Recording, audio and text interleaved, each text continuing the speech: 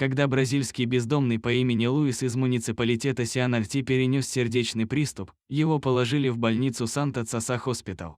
Но в больницу он прибыл не один. Когда скорая забрала Луиса с улицы, за машиной побежали 6 собак, которых Луис подкармливал и о которых старался заботиться как мог, Гадневсанимал.ру.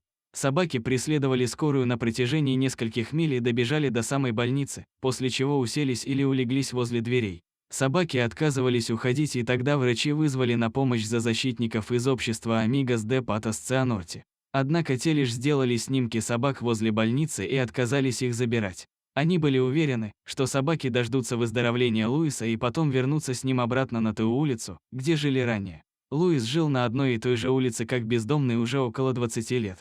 Местные жители давно привыкли к нему и его собакам. Луис был отнюдь не без родственников, и они неоднократно предлагали ему помощь, но он упорно отказывался, ему нравилась жизнь такая, какая у него была. Он жил со своими собаками, и у него все было вполне нормально, рассказывает один из волонтеров Amigos de Patos Cianorte. В эту ночь у него случился приступ, и собаки последовали за ним и потом скулили и выли возле дверей. Луис провел в больнице ночь и день, и когда его состояние стабилизировалось, его выпустили на попечение его брата. К сожалению, из больницы они вышли через официальный вход, а не через задние двери для скорой, поэтому собаки некоторое время не знали, что их хозяин уже покинул клинику. Но вскоре Луис вернулся за собаками, и они побежали за ним. Сейчас Луис и его собаки уже по-прежнему сидят на том же месте на улице, где привыкли.